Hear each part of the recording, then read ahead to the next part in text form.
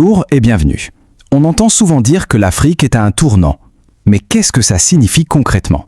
Aujourd'hui, on va tenter de répondre à cette question, mais en s'appuyant sur le regard de celles et ceux qui sont sur le terrain, les chercheurs du continent eux-mêmes. On va plonger ensemble au cœur d'une Afrique en pleine mutation. Alors, notre point de départ, c'est du solide. On se base sur les travaux du réseau de chercheurs de l'Afrique contemporaine. C'est un peu comme une fenêtre ouverte sur ce que la recherche universitaire africaine produit de plus actuel. C'est vraiment ça qui va nous donner les clés pour décrypter les changements en cours. La question est donc posée, qu'est-ce qui définit un continent à la croisée des chemins? Ce n'est pas juste une crise passagère ou une opportunité unique, non. C'est bien plus complexe que ça. C'est une véritable mosaïque de défis et de transformations profondes qu'on va essayer de démêler. Et pour y voir plus clair, voilà notre feuille de route. On va regarder ça sous 4 angles. D'abord, on parlera des nouvelles frontières de la sécurité. Ensuite, on verra le pouvoir absolument crucial de la langue. Puis, on se penchera sur la manière de naviguer entre les grandes forces mondiales. Et enfin, on essaiera de voir comment, concrètement, l'avenir est en train de se forger. Allez, on commence tout de suite avec le premier point, la sécurité. Et là, attention, parce que la définition même de ce mot, elle est en train de changer du tout au tout sur le continent. En fait, les vieux modèles, vous savez, l'idée que seul l'État est le garant de la sécurité de tous, c'est dépassé. Prenez le Mali, par exemple. Les recherches là-bas sont très claires. Le pays fait face à des menaces comme la guerre asymétrique. En gros, ce sont des groupes plus petits, très mobiles, qui défient les armées traditionnelles. Face à ça, il faut tout repenser.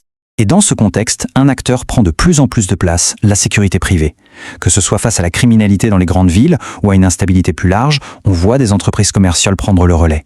On n'est plus dans un monopole de l'État. Non, on est carrément dans un marché de la sécurité. Et ça change complètement la donne. Évidemment, cette transformation ne se fait pas sans poser d'énormes questions. Des vrais défis de gouvernance. Par exemple, comment réguler ce secteur privé qui explose? Comment s'assurer que la police publique ne se concentre pas uniquement sur les grands axes? Une étude à Abidjan a montré un truc assez fou. 90% des commissariats sont situés le long des routes principales. Et par-dessus tout ça, il y a la question des réseaux criminels qui, eux, profitent de toutes ces failles. Bon, on a parlé sécurité, mais ce n'est pas le seul enjeu, loin de là. On passe maintenant à un autre champ de bataille, peut-être moins visible, mais tout aussi fondamental, celui des mots, de la langue. Car oui, la langue, c'est une question de pouvoir, d'identité et de souveraineté. Pour bien comprendre, regardons de plus près le cas du Mali. Le pays est un trésor de diversité linguistique. Le bambara domine, c'est vrai, mais à côté, il y a une multitude d'autres langues qui coexistent. C'est ça la réalité de tous les jours pour la grande majorité des Maliens. Et maintenant, attention, voici le chiffre qui révèle la fracture, 81%. C'est la proportion de documents officiels au Mali qui sont rédigés uniquement en français. Ça crée un fossé énorme entre la langue de l'administration et la langue que les gens parlent tous les jours. C'est une question fondamentale sur l'accès à l'information et à ses propres droits. Et cette question va bien au-delà de la simple paperasse. Les chercheurs parlent aujourd'hui d'un véritable tournant linguistique africain. L'idée, c'est que la langue, ce n'est pas juste un outil pour communiquer. Non, c'est ce qui permet de se construire comme citoyen, capable de dire, de juger et d'agir dans l'histoire. C'est un enjeu de pouvoir absolument central. Troisième grand thème. Maintenant, on va voir comment le continent interagit avec les grandes forces mondiales. On parle de quoi? Du numérique, de l'économie mondialisée, des nouvelles technologies, bref, de tout ce qui connecte le continent au reste du monde. La pandémie de Covid-19 a été un accélérateur brutal. Du jour au lendemain, plus de cours en classe. La réponse, ça a été de basculer sur la télé, la radio, le web. Mais ça laisse une question immense pour l'avenir. Comment on fait pour que ce virage numérique soit durable et surtout qu'il garantisse une éducation de qualité pour tout le monde? Sur le plan économique, l'ouverture au monde est un peu à double tranchant. Une étude majeure, menée dans 40 pays africains sur plus de 20 ans, le montre bien.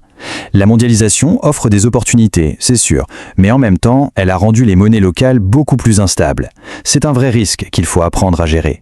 Et puis bien sûr, impossible de ne pas parler de l'intelligence artificielle. C'est un outil qui promet énormément, notamment pour la recherche, mais là aussi, il y a des pièges. Des études alertent sur la fiabilité des outils de détection d'IA comme 0GPT. Il crée plein de faux positifs et risque de pénaliser injustement des chercheurs, surtout ceux qui n'écrivent pas dans leur langue maternelle. Pour finir, il faut bien voir que ce grand tournant se joue dans plein d'autres domaines du quotidien. Ce sont tous ces chantiers, parfois moins spectaculaires, qui sont en train de dessiner l'avenir. Regardons-en quelques-uns. Prenons un truc aussi basique que l'accès à l'eau. Dans les périphéries des grandes villes qui explosent, comme Abidjan, les services publics ont du mal à suivre. Du coup, les gens se débrouillent avec des solutions comme les forages privés. Mais ça crée une société à deux vitesses et ça pose une vraie question d'équité. Autre défi, et il est urgent, la gestion des risques climatiques. Des villes comme Korogo en Côte d'Ivoire subissent de plus en plus d'inondations et d'érosions. C'est très concret, ça veut dire qu'il faut repenser complètement la façon dont on construit les villes pour protéger les gens. Et puis, il y a la dimension humaine. Les chercheurs s'intéressent beaucoup à la situation des migrants qui reviennent au pays, en particulier les femmes. Pour elles, le retour est souvent très difficile. Elles font face à d'énormes défis économiques et sociaux, et souvent, le soutien de l'État n'est pas à la hauteur. Et enfin, un domaine peut-être plus inattendu, mais tout aussi important, l'art et le design. Aujourd'hui, ce sont des outils extrêmement puissants pour construire d'autres récits que ceux de l'histoire coloniale, pour réinventer une mémoire collective.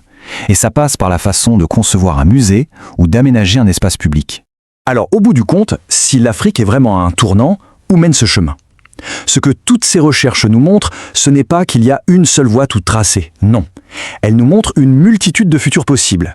C'est complexe, oui, c'est plein de défis, mais le plus important, c'est que ces chemins sont aujourd'hui pensés, analysés et construits par le continent lui-même. La véritable histoire de ce tournant est en train de s'écrire. Merci de nous avoir suivis.